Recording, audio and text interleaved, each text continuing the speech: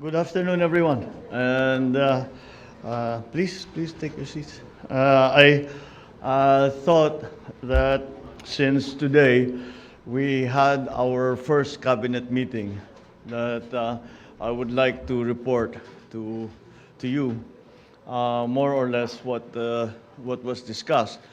As can be expected, we I think we were there until 1 o'clock. We were there for 4 hours, but we were still weren't able to cover everything.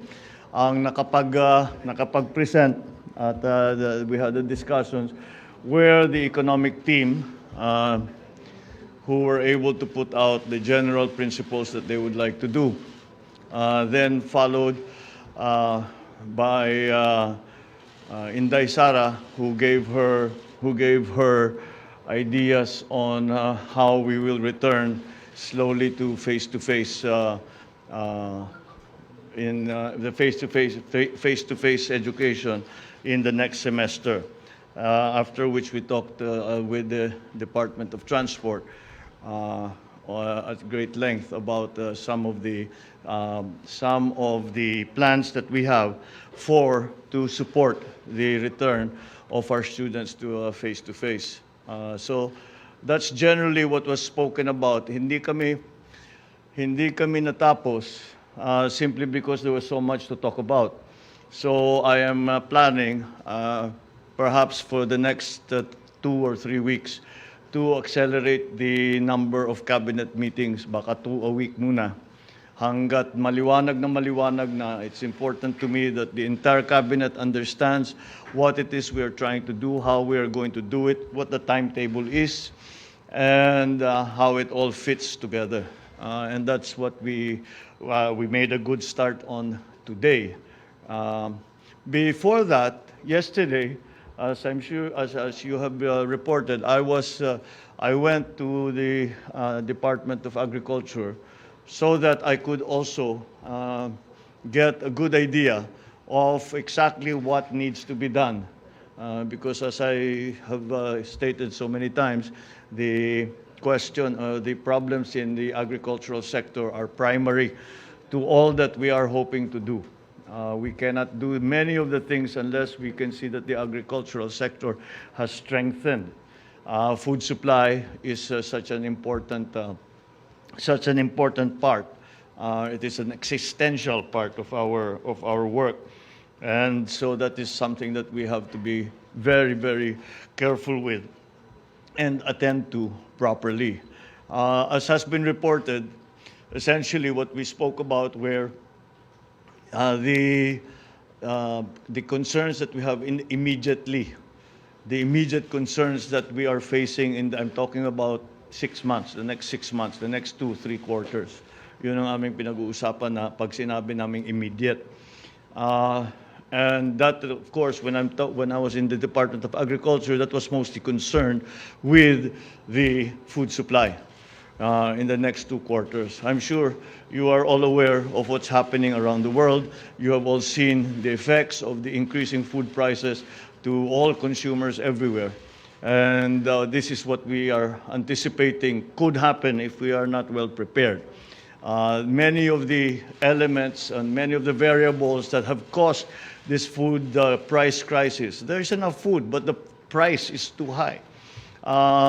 The food price crisis, many of the elements, if not all, have been variables over which we have no control.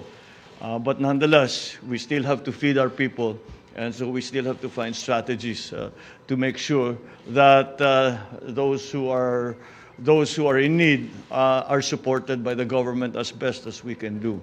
So that is this, and then there is of course the long term.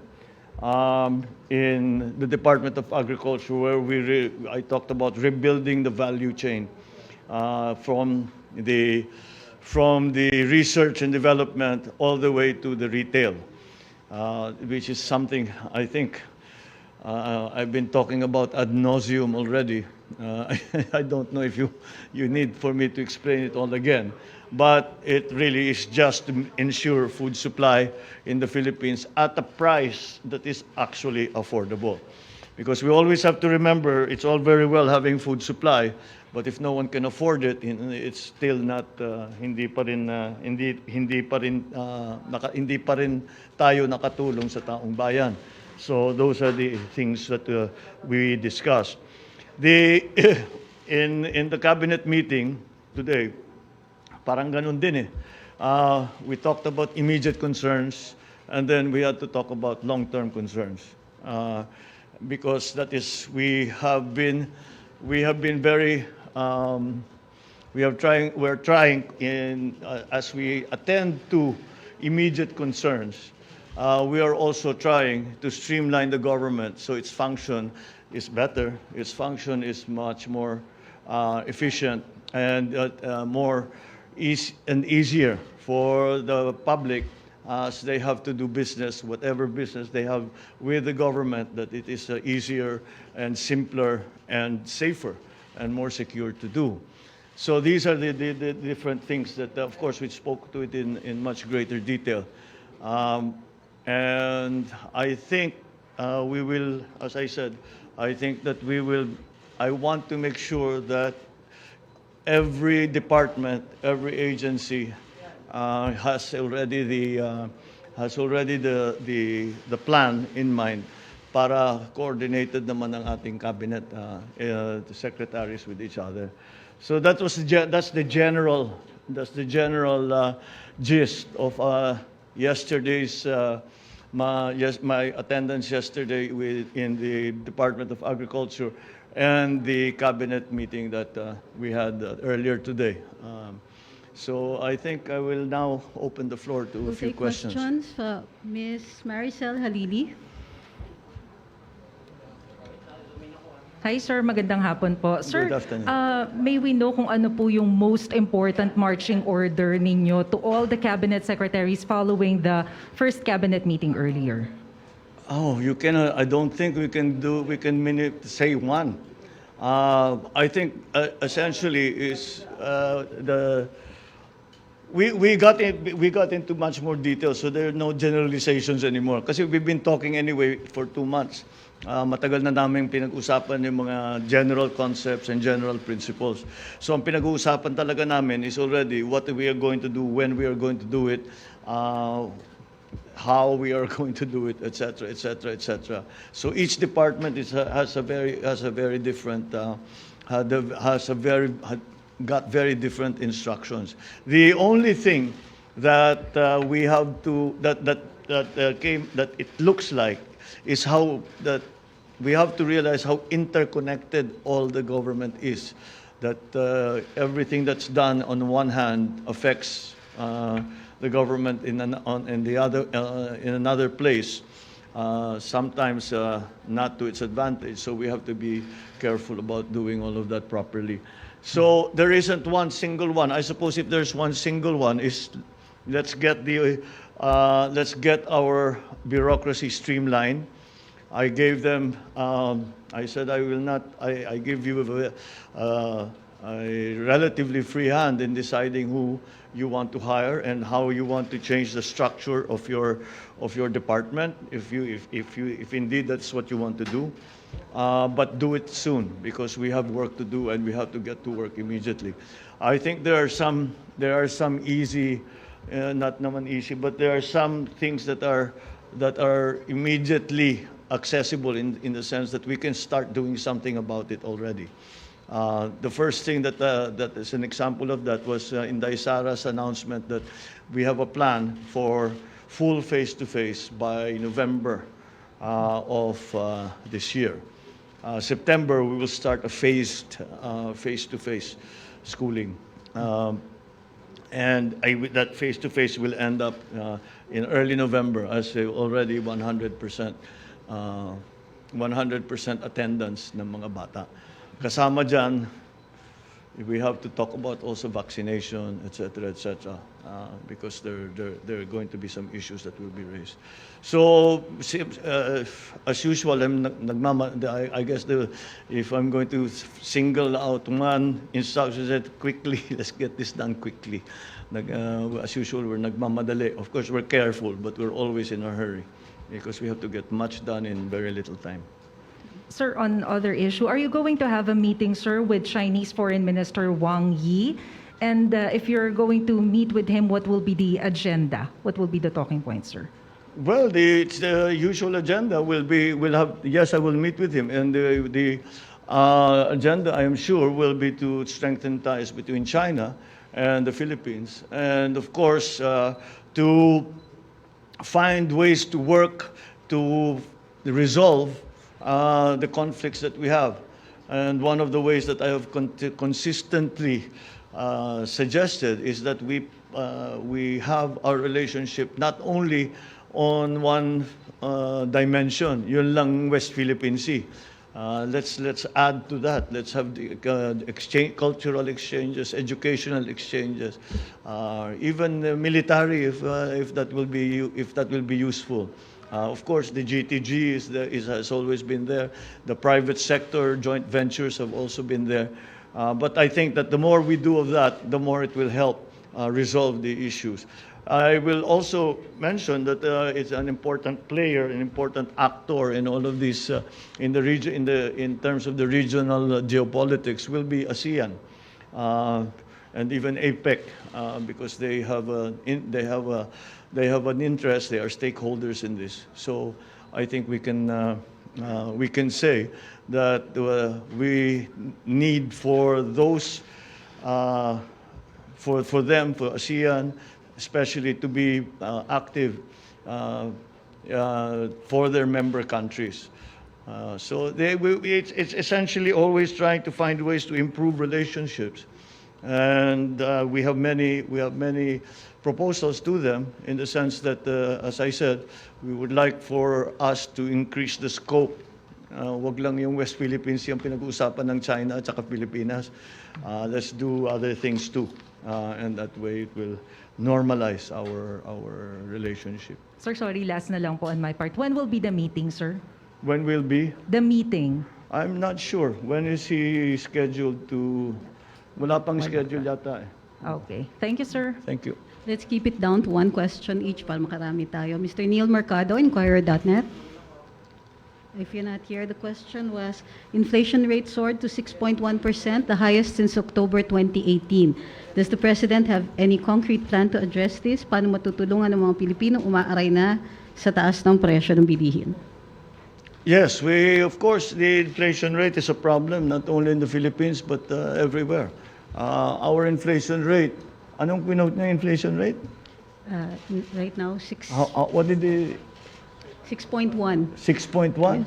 I think that I will have to disagree with that number. We are not that high.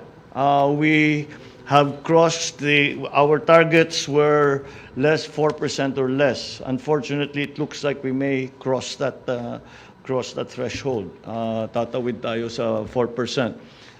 That's why again we have to think about interest rate levels. But there is a conflicting force in that exchange rate levels. The United States, the dollar, has gained against all currencies. So the dollar has gained against all currencies. The specific effect is that it actually will start to be part of it will be part of the components of the inflation. So we are having to be careful because essentially our economic policy right now, our monetary policy right now is essentially to use interest rates to control the inflation rate. We are not looking specifically to the exchange rates now. What we are talking about, what we are targeting is the inflation rate. So that's what we are doing. The increase in commodity prices are again something that happens. That the forces that have pushed the commodity prices up are again beyond our control. Much of our inflation is actually imported inflation. It is imported because it is the inflation on the products that have suffered inflation that we import. So sumama na yung inflation nila dun sa atin. So we have to when we analyze, we have to make those categorical differences so that to better understand really what the situation is.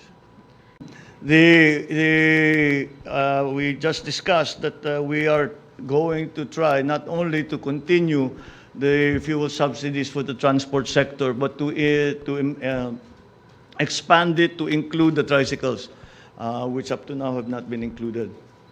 And so we talked about in the cabinet meeting, we talked about the funding, where it can come from, and how we are going to manage the how we are going to manage the funding for the additional fuel subsidies. We have enough budget, I think, to last for most of this, no, for this year and a little bit beyond. But we still have to find that. We have to find that money if we're going to continue. The libreng sakay, what we have done is we will continue the libreng sakay. But we are going to stop the libreng sakay in MRT 3. We will transfer the libreng sakay to students. Sorry, I think I'm doing this wrong. Libreng sakay continues as is. That continues. But what we are going to do is we are going to do a program for the students, because if they come in, we will fully subsidize first their pamasahe. We'll phase it out because we cannot afford to keep that going. But students will ride for free on LRT 2, which is going to the university belt. So yes, so that's what we are. We extended the fuel subsidy, and we moved the subsidy or the subsidy for riders to the LRT to assist our students who are coming back in September. Thank you. Thank you. Ms. Bettina Unite, Manila Bulletin. The question was, is there an immediate directive from the President after the DOH reported more than 7,000 cases of COVID-19 in the past week? Yes.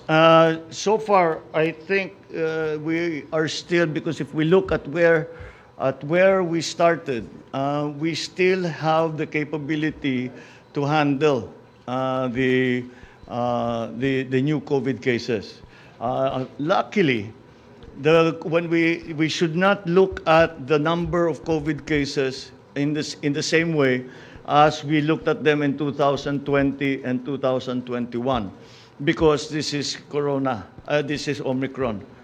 This is Omicron. Omicron is very different. It's a little contagious, but it does not hit us hard. In fact, the general experience has been people are down maybe for 2, maybe 3 days. And that's like flu. It's like having flu. So we are getting to that point where we are learning to live with the coronavirus, specifically with the Omicron variant and the other variants that are coming. Because of this, though, the science has come back to us that for the original variants, mga alpha, yung una, 2020, okay na to have the 2 doses. That gives you good immunity. But with Omicron, you apparently need a third dose, which is a booster dose. So we will be encouraging that, especially for younger people, because again, we have to be concerned about their return to school. So that's the general policy. We will reinstitute again the vaccination drive, so that we can at least feel safer when the children go back to school. We have a last question. Rex Demitio from CNN.